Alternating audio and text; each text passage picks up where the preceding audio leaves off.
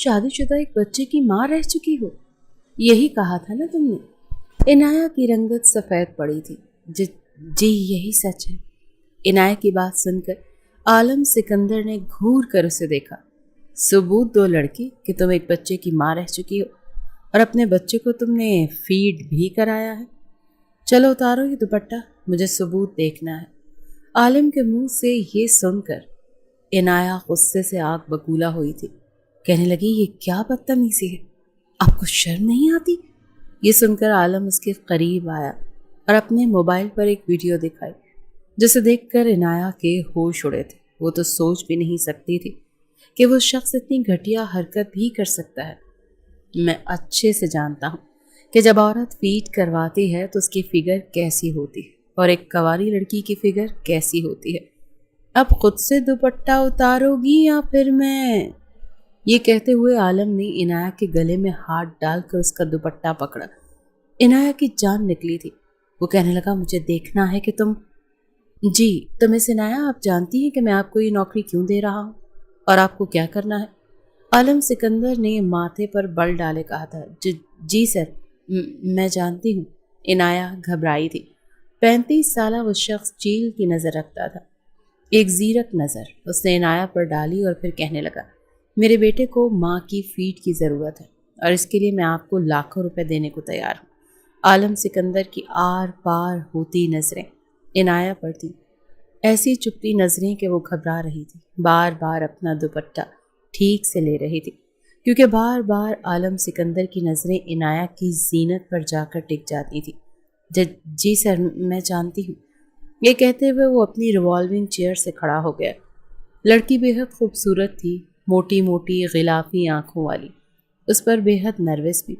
وہ عنایہ کے پاس آ کر کہنے لگا آر یو شور کہ آپ شادی شدہ ہیں اور آپ کا بیٹا پیدا ہوتے ہی مر گیا تھا اور شوہر بیٹے کی پیدائش سے پہلے ہی حادثے میں مر چکا تھا؟ ایم آئی رائٹ مس عنایہ؟ عالم سکندر نے پھر سے تصدیق چاہی۔ یس سر، میں آپ کو پہلے بھی بتا چکی ہوں۔ عنایہ نہ چاہ کر بھی اس شخص کی نظروں سے نروس ہو رہی تھی، جو اسے سر سے پیر تک یوں دیکھ رہا تھا جسے پتہ نہیں اس کے وجود میں کیا تلاش کر رہا ہو۔ آر یو شیور مس عنایہ؟ عالم نے پھر سے پوچھا۔ عنایہ اس کے سوالوں پر پریشان ہوئی تھی۔ اس کا یوں تفتیشی انداز سے اندر تک دہلا کے رکھ گیا تھا اسے۔ سر، آپ بار بار یہ سوال کیوں پوچھ رہے ہیں؟ عنایہ اس کی چبھتی نظروں سے اس کے سوالات سے زچ ہو چکی تھی۔ وہ ہلکا سا مسکرایا۔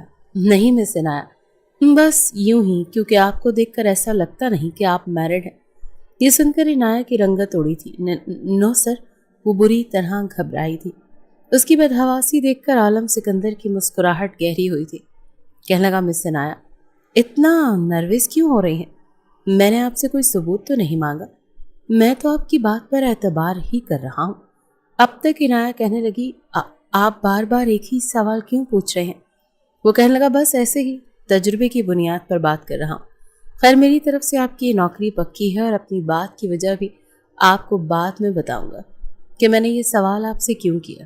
اب تو آپ سے روز ہی ملاقات رہے گی۔ آپ کو یہ تو معلوم ہے نا کہ آپ کو میرے گھر رہنا پڑے گا۔ عالم دوبارہ سے اپنی ریوالونگ چیئر پر بیٹھ گیا تھا۔ یس سر، عنایہ نے جواب دیا۔ سامنے رکھی چیک بک عالم نے اٹھائی اور ایک چیک پر کچھ رقم لکھ کر سائن کیا۔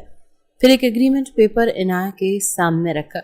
اسے پڑھ لیں مس عنایہ، اور یہ 15 لاکھ کا چیک، اب آپ 1 سال کے لیے باؤنڈ ہیں۔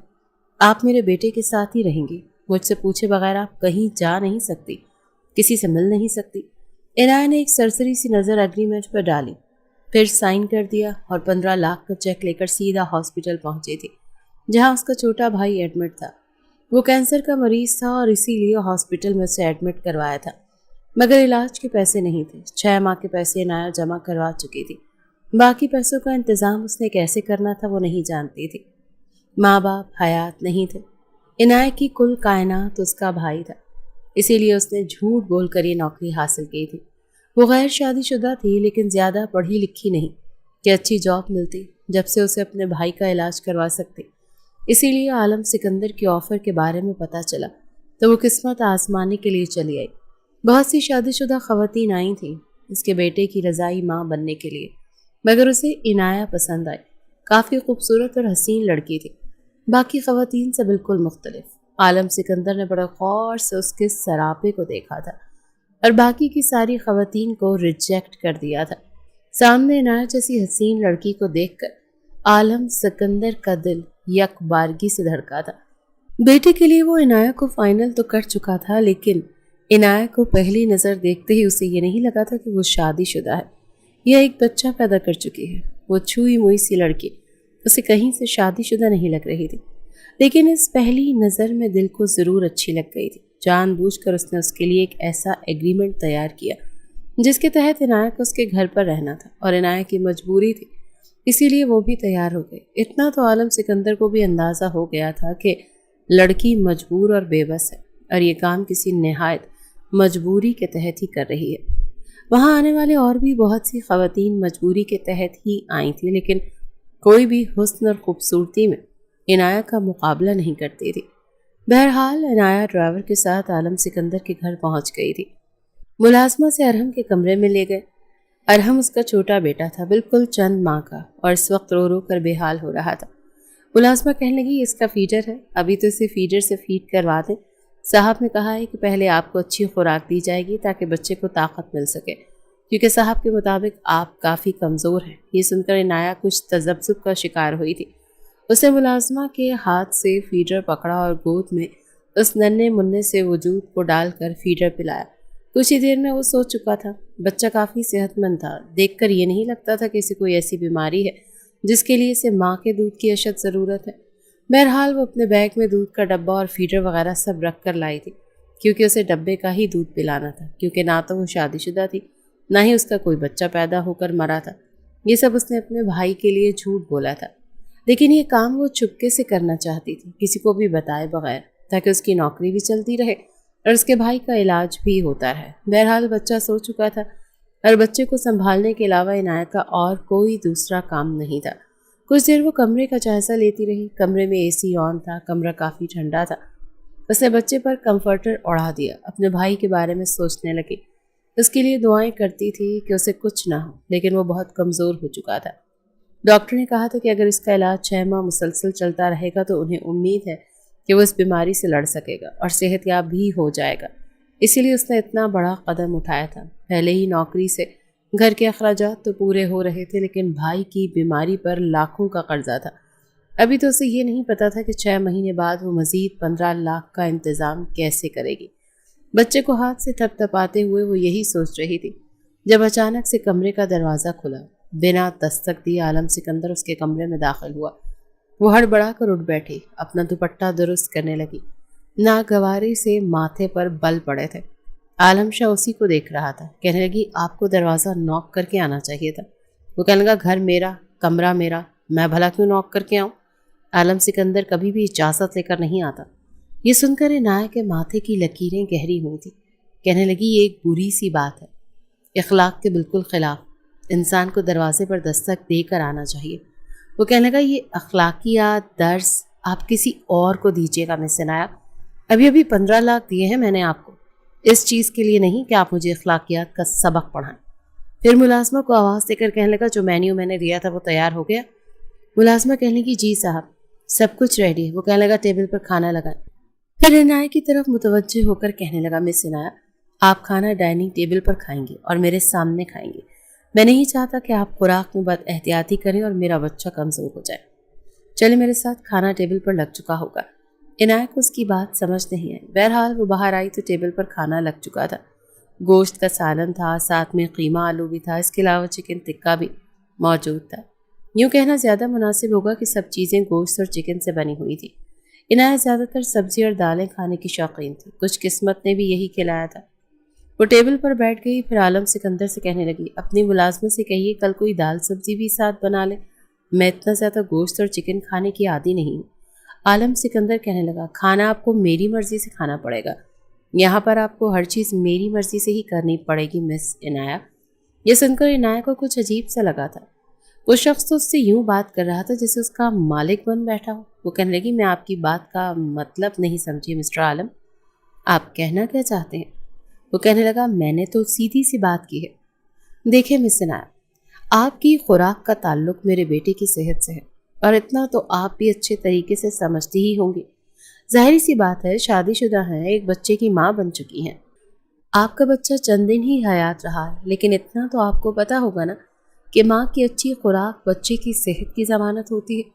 और इसीलिए मैं चाहता हूँ कि आप अच्छी खुराक खाएं। अपनी सेहत देखी है आपने? लगता ही नहीं कि। ये कहकर उसने कीमे वाला बाउल उठाया और एक चमचा भर कर कीमा इनायत की प्लेट में डाल दिया। कहने लगा, इसे ख़त्म करें, चाहे तो चम्मच से खा लें, इसके बाद बाकी की चीज़ें भी हैं। इनायत कहने लगी, मैं इतना नहीं खाती, मुझे आदत नहीं है। आलम सिकंदर कहने लगा, फिर वही बात। अरे भाई, अपनी मर्जी नहीं करनी, मेरी मेरी मर्जी चलेगी।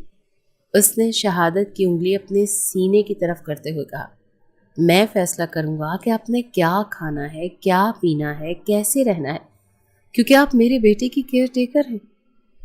उसने आपसे परवरिश पानी है, तो आपको मेरे मुताबिक चलना पड़ेगा ना। आपका उठना बैठना सोना जागना सब कुछ मेरी मर्जी के मुताबिक होगा। और एग्रीमेंट में मैंने ये सब मेंशन कर दिया था, आपने पढ़कर साइन भी किया है। उस वक्त तो इनायत के दिमाग में बस डॉक्टर की बातें घूम रही थी कि जल्द अज जल्द पैसों का इंतज़ाम करें, क्योंकि आपके भाई का अगर ट्रीटमेंट शुरू ना हुआ तो हम उसकी ज़िंदगी की कोई गारंटी नहीं ले सकते और भी ज़्यादा मुसीबत में फंस जाएगा। इससे तो एग्रीमेंट ठीक से पढ़ा ही नहीं था, बस साइन किया और चेक लेकर सीधा हॉस्पिटल गई थी, लेकिन अब चुपचाप नज़रें झुकाए बैठी थी। आलम ने नैपकिन अपनी गोद में रखा और कहने लगा, मिस इनाया, खाना शुरू करें। इनाया अगर रोटी के साथ वो कीमा खाती तो यकीनन उसके बाद कुछ भी नहीं खा सकती थी, इसीलिए उसने सामने से चम्मच उठाया और चम्मच से खाने लगी। लेकिन फिर भी कीमा बहुत ज़्यादा था, चम्मच से खाने के बावजूद भी उसका पेट भर चुका था। लेकिन तभी आलम सिकंदर ने उसकी प्लेट में गोश्त का सालन डाल दिया और साथ में से रोटी पकड़ाई। कहने लगा, अब ये खाएं। इनाया कहने लगी, मैं मज़ीद नहीं खा सकती, प्लीज़। कहने लगा, खाना तो पड़ेगा आपको मिस इनाया, क्योंकि पूरी रात मेरे बेटे ने आपको खाना है, आपके सीने से लगकर अपनी भूख मिटानी है, तो आपके अंदर भी तो खुराक होनी चाहिए। आलम सिकंदर का अंदाज उसे बड़ा ही अजीब लगा था। अपने नीचे का होंठ दांत दबाते हुए उसने ये बात कही थी, और फिर जिन नज़रों से इनाया को देखा था उसे अपने वजूद में चींटियाँ चलती हुई महसूस होने लगी थी।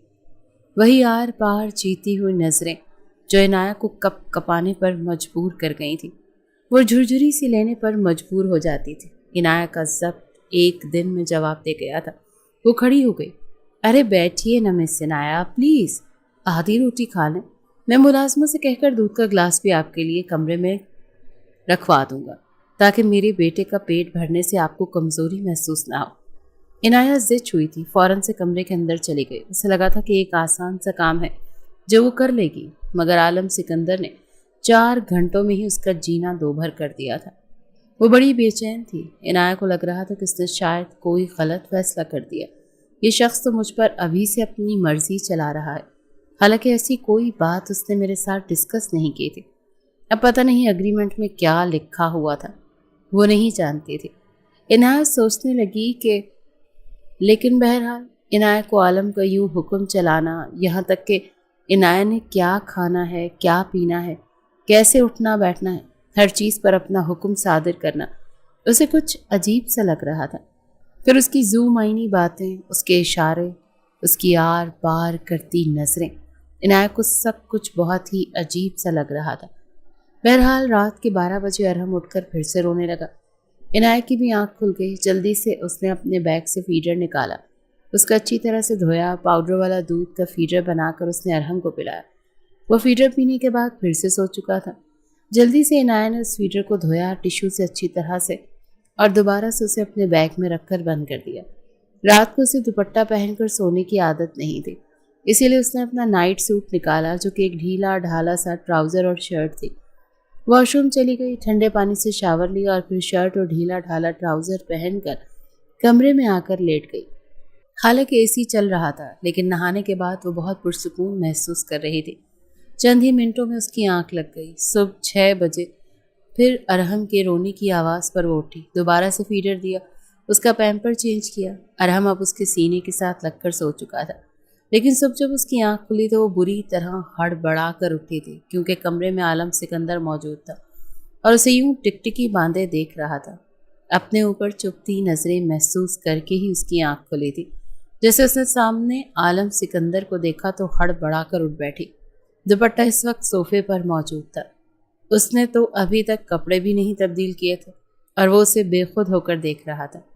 इनाया ने अपने दोनों हाथ अपने सीने पर रखकर खुद को छुपाने की कोशिश की और आलम सिकंदर की मुस्कुराहट गहरी हो गई। कहने लगे, आप यहाँ क्या कर रहे हैं? वो कहने लगा, आपको रात को तो बताया था मेरा घर है, मैं तो कहीं भी आ जा सकता हूँ। वो कहने लगी, लेकिन मैं आपकी ज़रख़लीत ग़ुलाम नहीं हूँ, मैं आपकी महरम भी नहीं हूँ कि बिला तकल्लुफ़ आप मेरे कमरे में बिना दस्तक दिए आ जाएं। मैं आपको ऐसी इजाज़त हरगिज़ नहीं देती। फिर जल्दी से उठकर सोफे से अपना दुपट्टा उठाकर खुद पर लपेटा।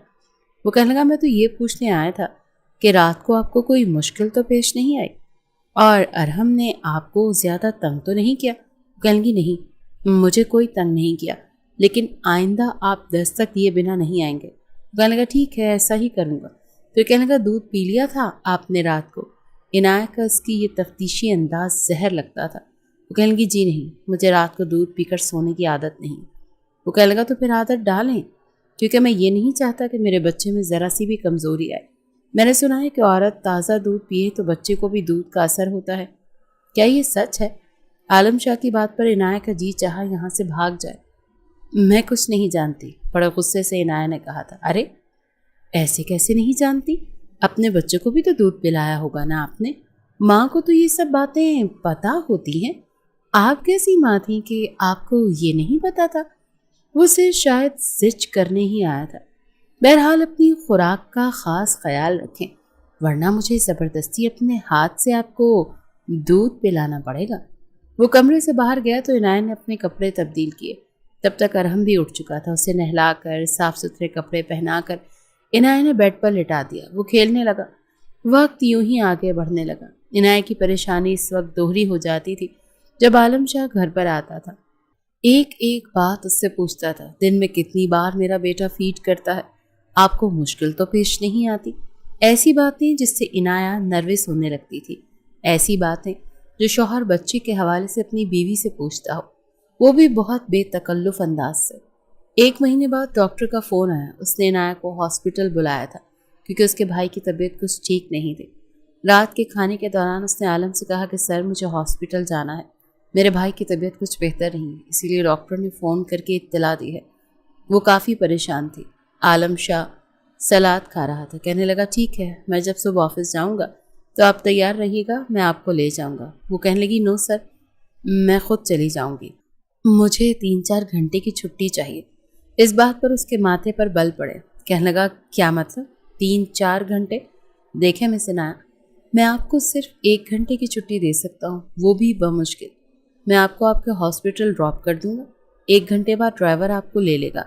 वैसे भी मेरा बच्चा अब आपका आदी होने लगा है। मैं नहीं चाहता कि मेरा बच्चा आपको मिस करे और पीछे से रोना धोना मचाए। मैं उसकी आंखों में आंसू नहीं देख सकता, और हॉस्पिटल ऐसी जगह है जहां मैं अपने बच्चे को आपके साथ भेज नहीं सकता।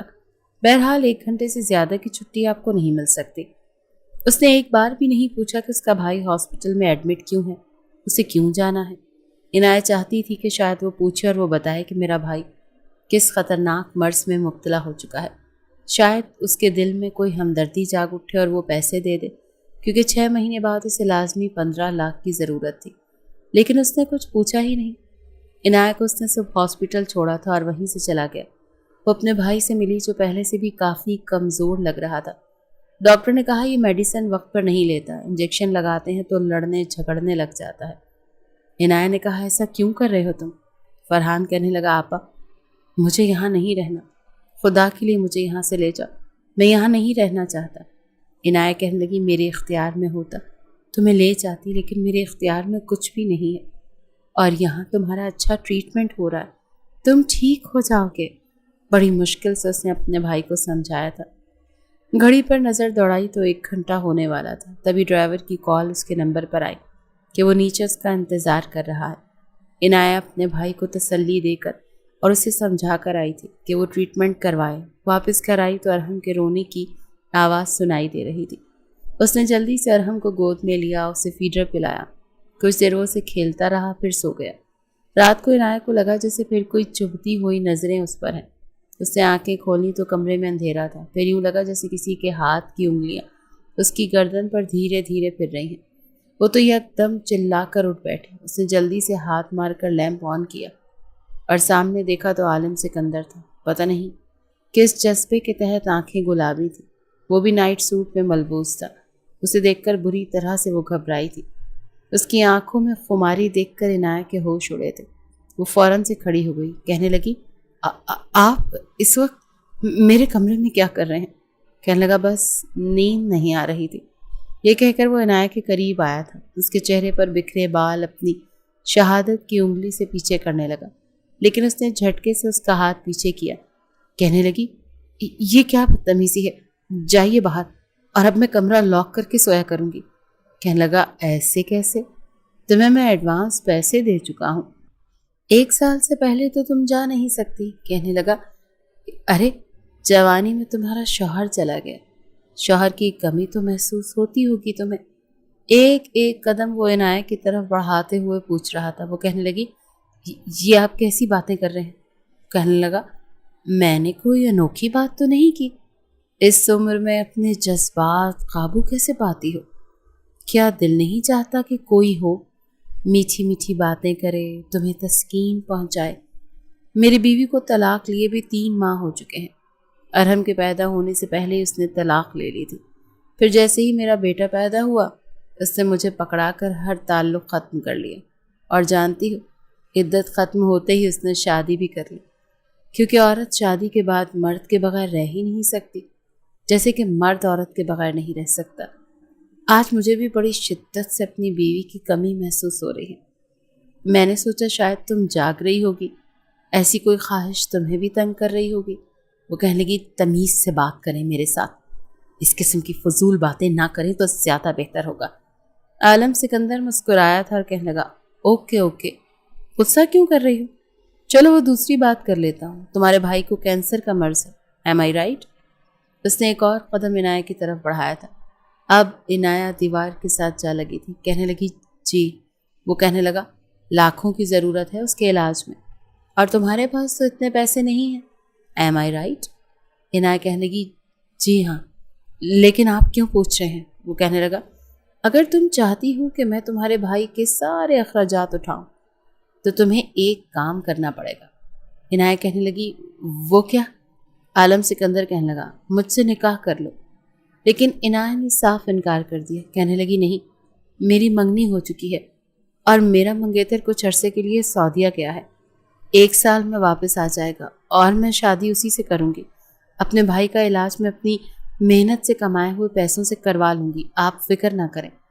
इनाया के इनकार ने तो जैसे आलम सिकंदर के अंदर एक आग सी लगा दी थी। कहने लगा, व्हाट डू यू मीन? कौन सा मंगेतर? कैसा मंगेतर? तुम्हारे शौहर के इंतकाल को भी चंद माह हुए हैं। बकौल तुम्हारा बच्चा चंद दिन की जिंदगी जीकर मर गया। एम आई राइट?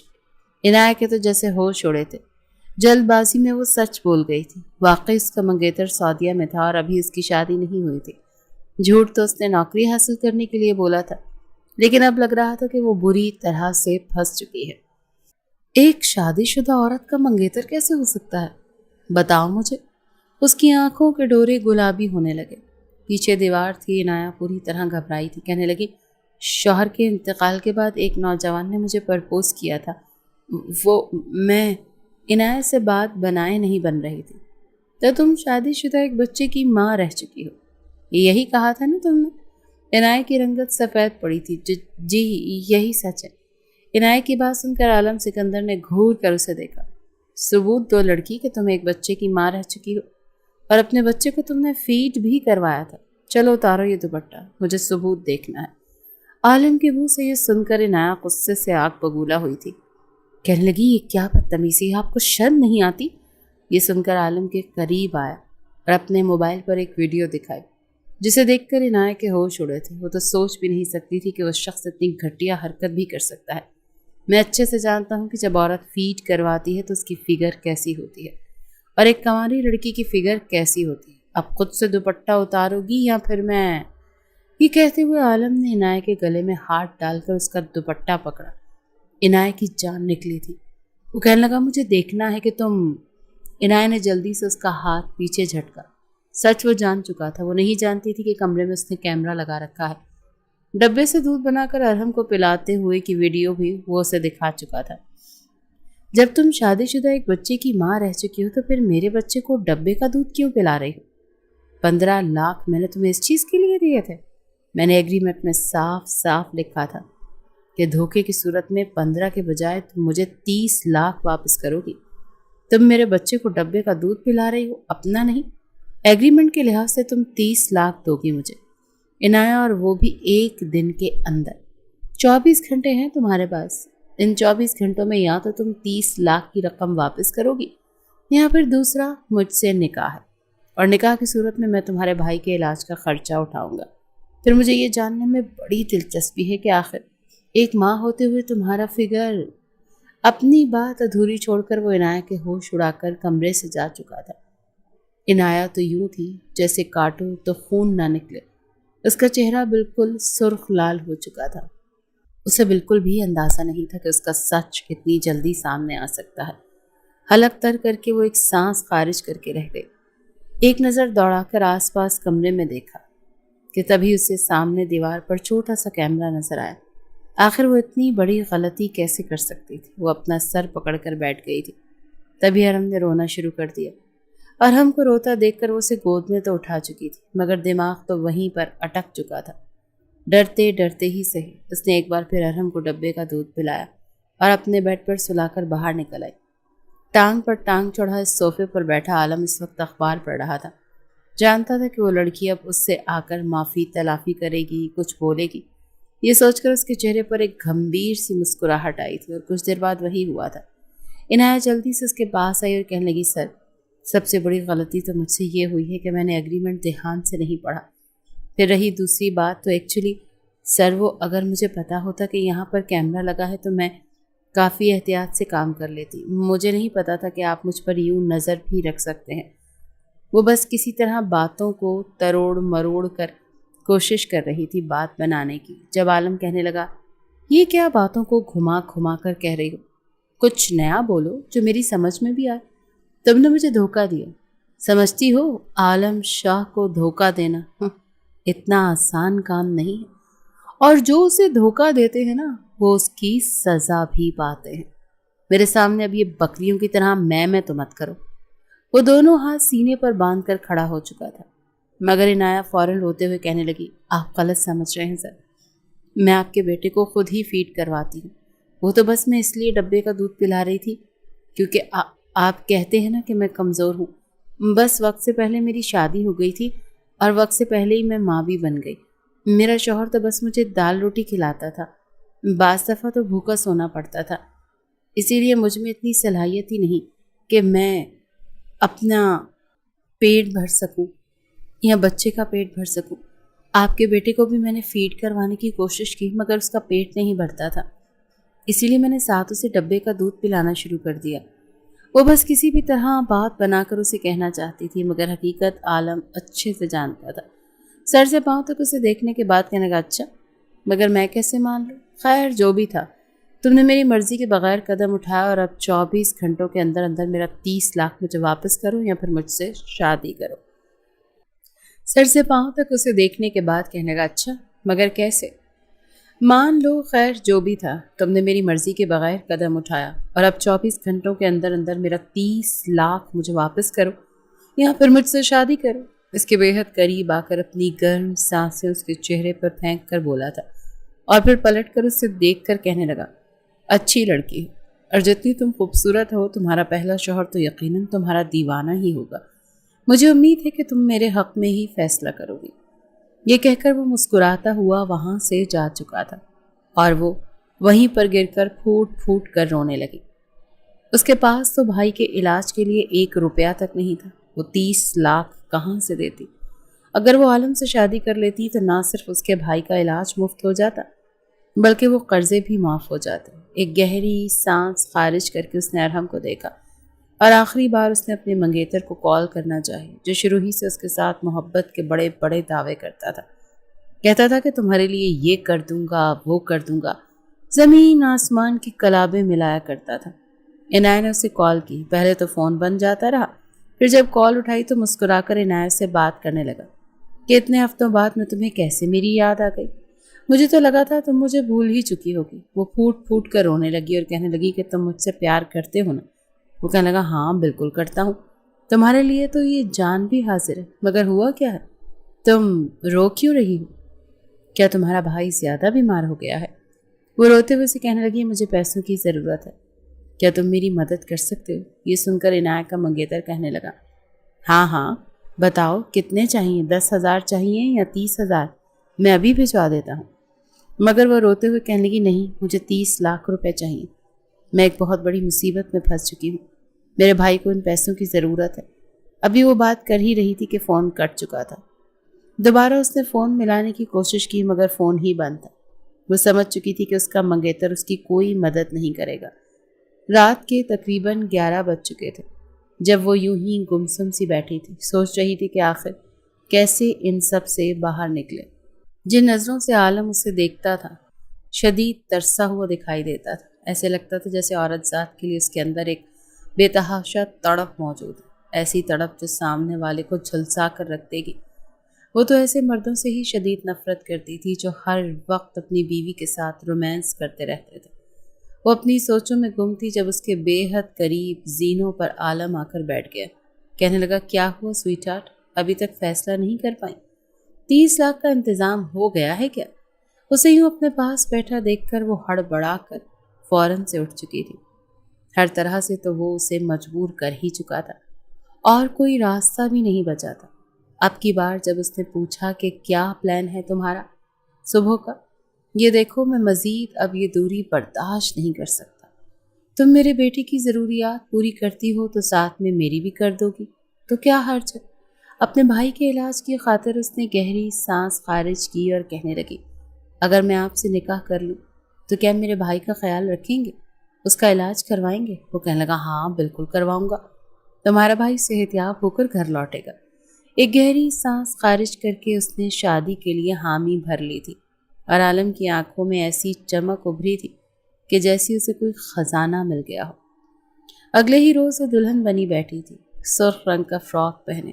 اس نے دوپٹے کو انتہائی سادگی کے انداز میں اپنے گرد لپیٹ رکھا تھا۔ کرتا شلوار میں ملبوس عالم جب کمرے میں آیا تو اسے یوں دوپٹہ لیے دیکھ کر اس کے ماتھے پر بل پڑے تھے۔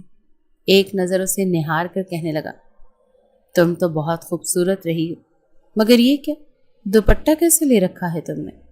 دوپٹے کو سامنے سے ہٹاؤ، جانتی نہیں ہو کیا دلہنیں دوپٹہ کیسے کرتی ہیں؟ اس دوپٹے کو اپنے کاندھوں سے پیچھے کرو۔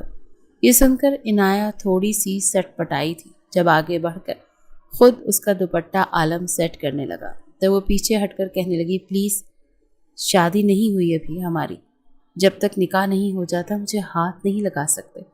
عالم مسکرا اٹھا تھا اور کہنے لگا کہ چلو 10 منٹ اور انتظار کر لیتے ہیں جی۔ یہ کہہ کر وہ اور عنایہ پھر دونوں ہی مولوی صاحب کے پاس آ کر بیٹھ چکے تھے۔ وہاں پر چند گواہان بھی موجود تھے جن کے سامنے ایجاب و قبول دونوں ہی کر چکے تھے۔ ایک گہری سانس خارج کر کے دعا کرتی عنایہ کی آنکھوں سے آنسو بہے تھے۔ شاید ہی اس کی قسمت ہی تھی۔ اسے لگ رہا تھا جیسے وہ اپنی عزت کا سودا کر رہی ہے، اپنے حسن کا سودا کر رہی ہے۔ یہ شخص اس کے ساتھ چند راتیں بتا کر پھر اسے بالکل کسی فضول شے کی طرح پھینک دے گا، جبکہ عالم کے چہرے پر خوشی تھی۔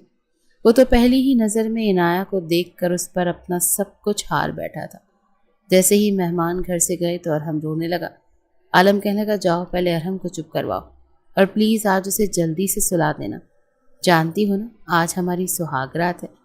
سہاگ رات کا سن کر ہی عنایہ گھبرا سی چکی تھی، کیونکہ یہ تو وہ بھی جانتی تھی کہ وہ ابھی تک کنواری ہے، کسی مرد نے اسے چھوا تک نہیں تھا۔ نہ جانے اب یہ شخص اس کے ساتھ کیا کرتا۔ وہ ارحم کو آج بے دلی سے سلانے لگی اور وہ سونے کا نام ہی نہیں لے رہا تھا۔ 3 بار عالم دروازے کے پاس آ کر دیکھ چکا تھا اور ہر بار ہی اسے گھور رہا تھا۔ آخرکار کچھ دیر بعد ارحم سو ہی گیا۔ رات کے 11 بج چکے تھے جب وہ گھڑی پر وقت دیکھ کر کچھ سوچنے لگی۔ اب تک تو عالم سو ہی چکے ہوں گے۔ یہ سوچ کر اس نے یہ فیصلہ کیا کہ وہ ارحم کے ساتھ ہی سو جاتی ہے۔ صبح عالم کو بہانہ لگا دے گی کہ ارحم لیٹ سویا۔ یہ کہتے ہوئے اس نے ابھی کمفرٹر میں ارحم کے ساتھ لیٹتے ہوئے خود پر لیا ہی تھا اور آنکھیں بند کی ہی تھیں جب سر پر لٹکتی ہوئی تلوار کی طرح عالم ایک بار پھر آ چکا تھا۔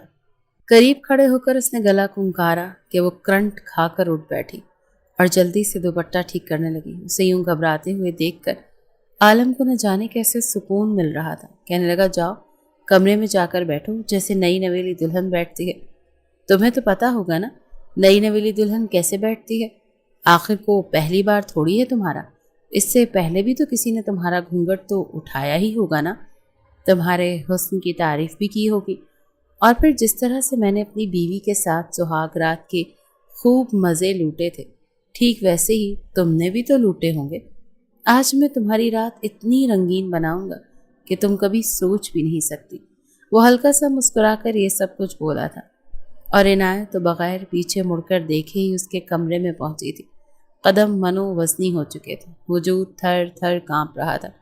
اس کا جی چاہا کہ وہ سب کچھ حقیقت کھول کر عالم کو بتا دے، مگر ایک خوف بار بار آڑے آ رہا تھا۔ دلہن بنی گھونگھٹ گرائے وہ بیٹھی تھی۔ جب عالم کمرے میں آیا وہ تیز تیز قدم اس کے پاس آ کر بیٹھ گیا، اس کے مخملی ہاتھ کو پکڑ کر اپنے لب اس کے ہاتھوں پر رکھ دیے اور پھر گھونگھٹ اٹھا دیے۔ اس کے لیے لرزتی ہوئی پلکیں کپ کپاتے ہوئے ہونٹوں کو دیکھ کر اس کا دل تو جیسے مچلنے لگا تھا۔ کہنے لگا واقعی تم بہت خوبصورت ہو، تمہیں دیکھ کر تو کوئی بھی مرد پاگل ہو سکتا ہے۔ میں تو پھر عالم شاہ ہوں، حسن پرست، حسن کا دل دادا۔ اسے کہتے ہوئے اس نے اپنا ہاتھ اس کی گردن پر رکھا اور دھیرے دھیرے اس کی گردن کو اپنے ہاتھوں سے مسلنے لگا۔ عنایت کی گھبراہٹ میں مزید اضافہ ہو رہا تھا۔ وہ تیز تیز سانس لینے لگی جبکہ عالم کی نظریں اس کی گردن سے ہوتے ہوئے نیچے کو سرک رہی تھی اور پھر وہیں پر ٹک گئی۔ ہلکے سے مسکرا کر کہنے لگا ویسے ایک عورت کی زینت اس کا نسوانی حسن ہوتا ہے اور تم میں تو اس کا دور دور تک کوئی واسطہ ہی نہیں۔ حالانکہ شادی کے بعد تو لڑکیاں اپنے شوہر کی محبت پا کر موٹی تازی ہو جاتی ہیں، تم کیوں نہیں ہوئی؟ یا تمہارا شوہر تم سے پیار ہی نہیں کرتا تھا، یا پھر محنت مزدوری کر کے تھک کر گھر آتا تھا تو تمہیں اسے دینے کے لیے وقت ہی نہیں ہوتا تھا؟ عالم جان بوجھ کر اس کے ساتھ ایسی باتیں کر رہا تھا تاکہ اس سے سچ اگلوا سکے۔ جانتا تو وہ بھی تھا کہ یہ لڑکی شادی شدہ ہے ہی نہیں بلکہ کنواری ہے۔ عنایت کہنے لگی آپ کیوں بار بار میرے سابقہ شوہر کی بات کر رہے ہیں؟ شرم نہیں آتی آپ کو؟ میں آپ کی بیوی بن چکی ہوں اور آپ میرے ساتھ اس طرح کی باتیں کر رہے ہیں۔ اسے یوں اپنے سامنے زبان لڑاتا دیکھ کر عالم کہنے لگا اپنی حد میں رہو، یہ مت بھولو کہ 30 لاکھ روپے اور تمہارے بھائی کے علاج کے بدلے میں تمہیں اپنے نکاح میں لے چکا ہوں، نہ جانے اور کتنے لاکھ اور کروڑوں تمہارے بھائی کے علاج پر لگیں گے، اسی لیے آواز نیچے۔ جب اسے مسکرا کر دیکھ کر کہنے لگا اتارو یہ دوپٹہ، تو عنایت چپ چاپ دوپٹہ اتار کر ایک طرف رکھ گئی اور پھر کہنے لگا اپنی اس فراک کی زپ کو کھولو، دھیرے دھیرے اسے لوز کرو۔ خمار بھرے انداز میں وہ یہ سب کچھ کہہ رہا تھا۔ ہڑبڑاتے ہوئے اس نے اپنا ہاتھ زپ کی طرف کیا اور کھولتی چلی گئی۔ اگلے ہی پل جب عالم سے برداشت نہ ہوا تو وہ اس کے مزید قریب ہو گیا اور اپنے لب اس کی گردن پر رکھ دیے۔ اسے پوری طرح سے خود میں سمانا چاہتا تھا۔ اس نازک سی لڑکی کو اپنی باہوں میں بھر کر اس پر اپنی شدتیں لٹانے لگا۔ اس کے جذبات میں اتنی شدت تھی کہ عنایت سہم کر رہ گئی تھی۔ اس کے وجود میں بھی کرنٹ دوڑ رہا تھا۔ آج سے پہلے اس نے یہ سب کچھ محسوس نہیں کیا تھا، مگر ڈر اور سکون ایک ساتھ اسے مل رہا تھا۔ پھر ایک وقت وہ بھی آیا جب عالم نے اس پر اپنی شدتیں لٹانا چاہی کہ تبھی ڈرتے ہوئے آنکھوں میں آنسو لائے اس نے عالم کو دیکھا اور انتہائی سرگوشی نما انداز میں کہنے لگی پلیز پلیز سر، وہ میں آپ کو کچھ بتانا چاہتی ہوں، مگر وہ اس کے لبوں پر اپنے لب رکھ کر اسے خاموش کروا گیا۔ نہ جانے کتنی ہی تکلیف تھی جو اس رات میں سمائی ہوئی تھی۔ عالم ساری رات اس پر اپنی شدتیں لٹاتا رہا، پوری رات اس کا دل ہی نہیں بھرا تھا۔ وہ بے جان سی بستر پر پڑی تھی۔ جب صبح 8 بجے عالم کی آنکھ کھلی تو وہ لڑکی ابھی بھی بیڈ پر اس کی باہوں میں سو رہی تھی۔ जैसे उसने उठकर बेड को देखा तो उसकी आंखें हैरत से फैल गईं। वो तो उसे सिर्फ अपना एक शक समझ रहा था, मगर ये लड़की तो सचमुच अनछुई हुई थी। बेड की चादर गवाह थी कि वो लड़की शादीशुदा नहीं थी, बल्कि आलम उसकी ज़िंदगी में आने वाला पहला मर्द था। तभी इनाया की भी आंख खुल गई। पूरा वजूद दर्द से टूट रहा था। गुज़िश्ता रात उसने जिस तरह की शिद्दतें खुद पर बर्दाश्त की थी, आलम तो ये समझ रहा था कि शायद वो एक बच्ची की माँ है। ये सब कुछ उसके लिए एक आम सी बात होगी, मगर बेड की चादर को देखकर उसको अफसोस हो रहा था। शर्म के मारे और तकलीफ से इनाया भी खुद को समेटती बैठती। वो उठने लगी, मगर आलम उसे पकड़ चुका था। बाजुओं से खींच कर अपने करीब कर गया। कहने लगा कि कहाँ जा रही हो? मैंने तुम्हें इजाज़त दी कि बेड से उठो। कहने लगी प्लीज़ छोड़ें, मुझे दर्द हो रहा है, मुझे दवा लेने दें। मगर वो उसे बाजुओं से पकड़कर अपने करीब करते हुए कहने लगा, अभी भी सच नहीं बताओगी तो मैं तुम्हें मज़ीद तकलीफ़ दूंगा। समझ रही हो ना तुम? बताओ तो मुझे हकीकत क्या है? छुपाने का तो कुछ जवाज़ बचता ही नहीं है। आप एक गहरी सांस खारिज करके रूखे से अंदाज में कहने लगी, पूरी रात आपने मुझ पर अपनी शिद्दतें लुटाई हैं। खुद को तो बड़ा एक्सपर्ट कहते हैं, तो क्या आपको पता नहीं चला कि मैं शादीशुदा नहीं थी या फिर गैर शादीशुदा? झूठ बोलकर मैं आपके बेटे के लिए इस घर में आई क्योंकि मुझे अपने इकलौते भाई का इलाज करवाना था। मेरा उसके सिवा और कोई सहारा नहीं था। मुझे लगा मैं बच्चे को पाल लूँगी, उसका ख्याल रखूँगी, साथ में मेरे भाई का इलाज भी होता रहेगा। मैंने आपसे झूठ बोला था कि मैं बेवा हूँ। आलम के माथे पर बल तो पड़े थे, मगर साथ ही साथ खुशी की इंतहा भी नहीं थी। जिस तरह का मर्द वो था, ऐसे मर्द तो कंवारी लड़की से शादी करके खुशी महसूस करते हैं। वो उसे छोड़ चुका था। इनाया फ्रेश होकर बाहर आई और एक नज़र खुद को देखा। आज वो बड़ी बड़ी लग रही थी। न जाने शादी में ऐसा क्या रखा था कि शादी के फौरन बाद वो खुद को एक लड़की नहीं बल्कि एक औरत समझने लगी थी। इसके बाद सारा दिन उसका अरहम के साथ गुजर चुका था। उसकी तबीयत भी ख़राब थी और अरहम भी उसे आज बहुत तंग कर रहा था, मगर फिर भी वो उसे संभालती रही। तभी आलम की कॉल आ गई। कहने लगा, आज के बाद से मेरा खाना तुम ही बनाओगी, ये तुम्हारी सज़ा है।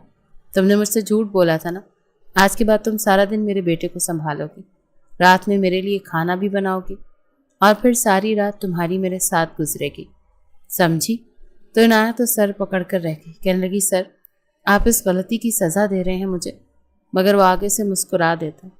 शादी को 3 दिन गुजर चुके थे और 3 दिनों में एक बार भी आलम ने उसे सुकून से सोने नहीं दिया था। पहले सारा दिन अरहम उसे बेचैन किए रखता और फिर रात को अरहम का बाप आलम शाह उसे सोने नहीं देता था। पूरी रात उस पर अपनी शिद्दतें लुटाता। अब तो उसका जी भी उकताने सा लगा था। उसे आलम से चिढ़ सी होने लगी थी। वहीं दूसरी जानिब अस्पताल में उसके भाई का इलाज भी पहले से ज़्यादा अच्छा होने लगा था। इस बार जब वो हॉस्पिटल गई तो अरहम को भी साथ लेकर गई थी। जब उसके भाई ने एक बच्चे को उसकी गोद में देखा तो हैरत में मुब्तला हो गया। कहने लगा, ये बच्चा कौन है? ये तुम्हारे मालिक का बच्चा है? तुम इसे यहाँ अस्पताल क्यों ले आई हो? मुझे नर्वस थी कि वो अपने भाई को सच्चाई बताए या ना बताए। इनाया ने गहरी सांस खारिज की और फिर कहने लगी, ये मेरा बेटा है, मेरा सौतेला बेटा। मैं इसकी रज़ाई माँ बनकर इसके घर में गई थी, मगर इसके बाप ने मुझसे शादी कर ली और अब आलम शाही तुम्हारा अस्पताल में इलाज करवा रहे हैं। उसके भाई को जिस कदर धचका लगना था वो लग गया था। वो तो सोच भी नहीं सकता था कि कभी ऐसा भी होगा। आंखों से मुसलसल आंसू बहने लगे थे। कहने लगा कि तुमने मेरे लिए इतनी बड़ी कुर्बानी दे दी। अपनी उम्र देखो और उस शख्स को देखो। वो दोनों बहन भाई एक दूसरे के गले लगकर रोने लगे, मगर उसने अपनी तरफ से पूरा यकीन दिलाया था कि आलम मेरा बहुत ख्याल रखता है। इतने अच्छे हैं वो, तभी तो देखो ना तुम्हारा इलाज भी करवा रहे हैं।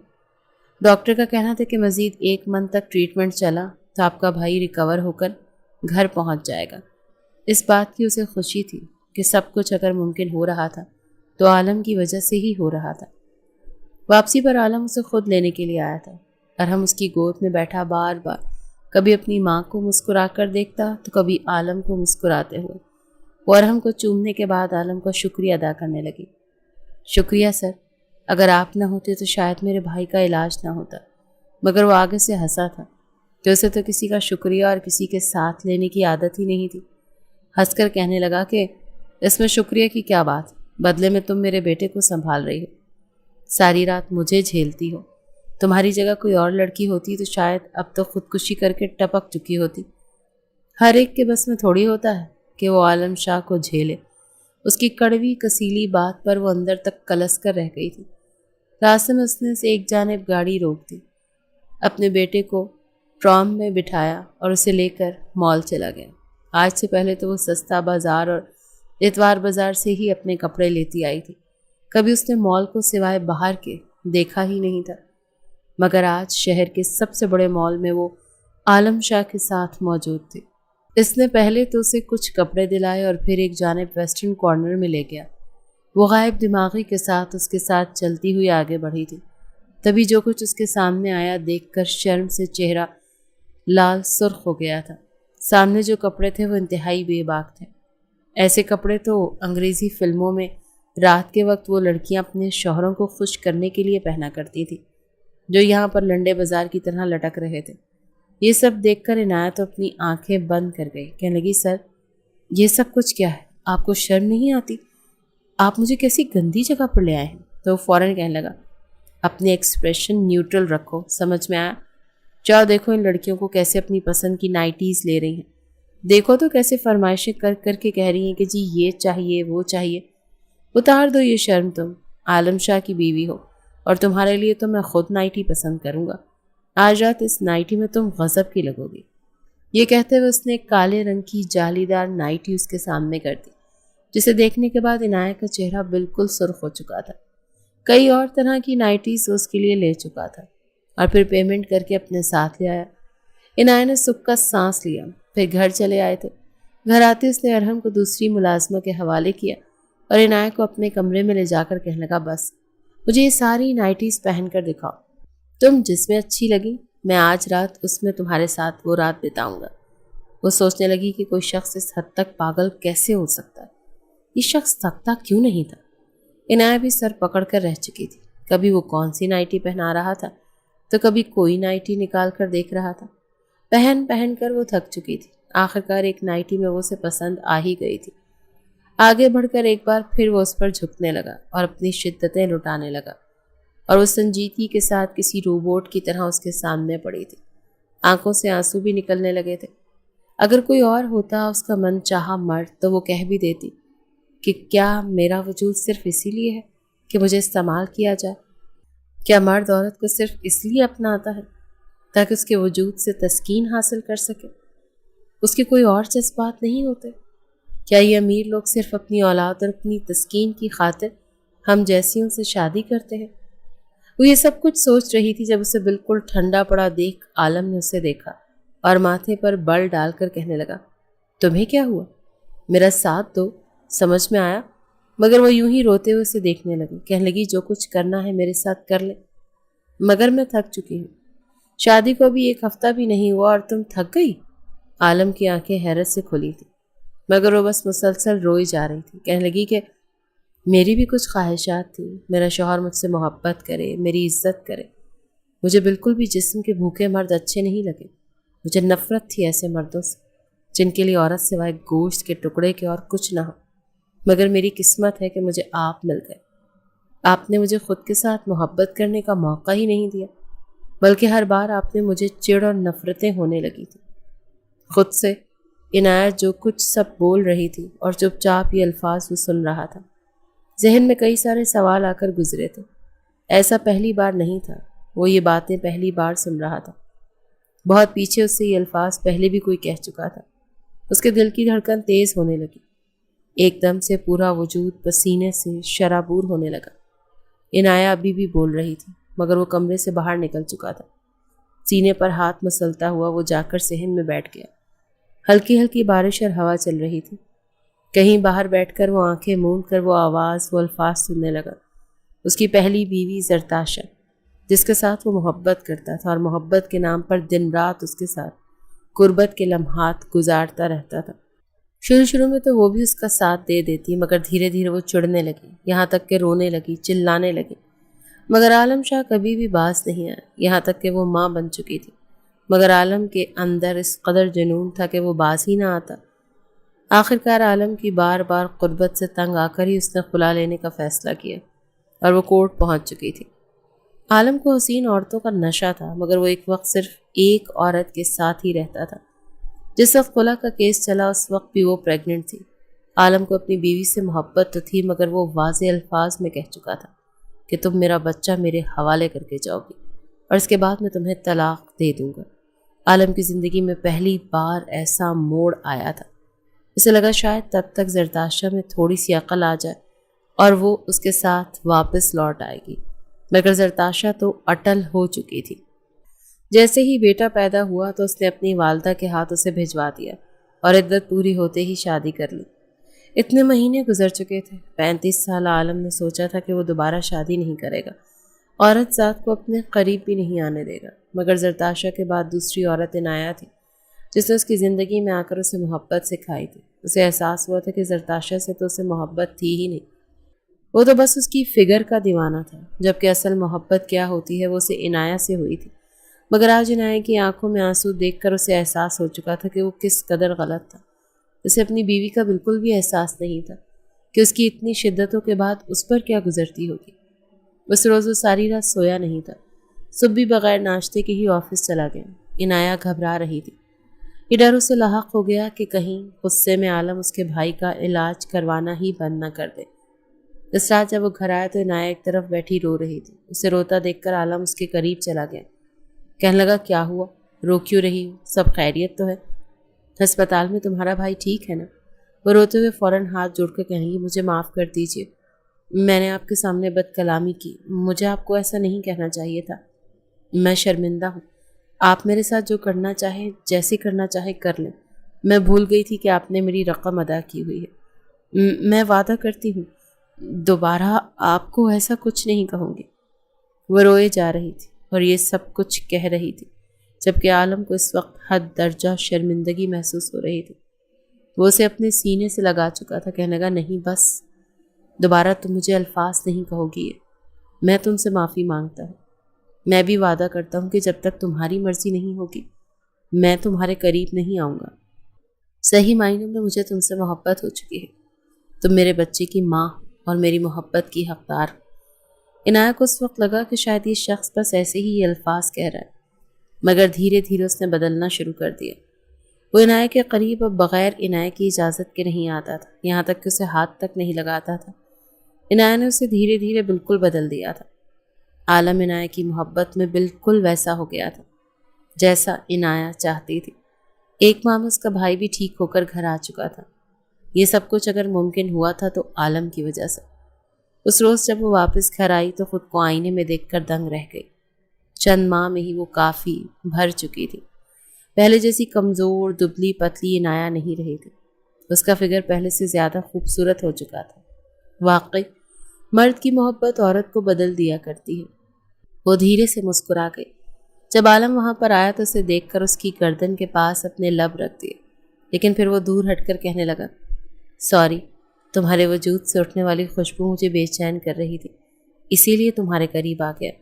وہ اپنا ہاتھ اٹھانے لگا تو اس نے اسے اپنے مزید قریب کر لیا اور کہنے لگی نہیں، اتنا کافی ہے، میں چاہتی ہوں کہ آج کی رات آپ میرے ساتھ ایسی گزاریں کہ وہ رات میرے لیے یادگار بن جائے۔ وہ مسکرا کر بولی تھی۔ عالم بھی شاید اسی وقت کے انتظار میں تھا، اسے اپنی گود میں بھر کر بیڈ تک لے آیا۔ کچھ دیر محبت کی باتیں ہوتی رہیں اور پھر دونوں ہی ایک دوسرے پر اپنی شدتیں لٹانا شروع ہو چکے تھے۔ سارے شکوے شکایتیں دھل چکی تھیں اور اب زندگی میں بس خوشیاں ہی خوشیاں تھیں۔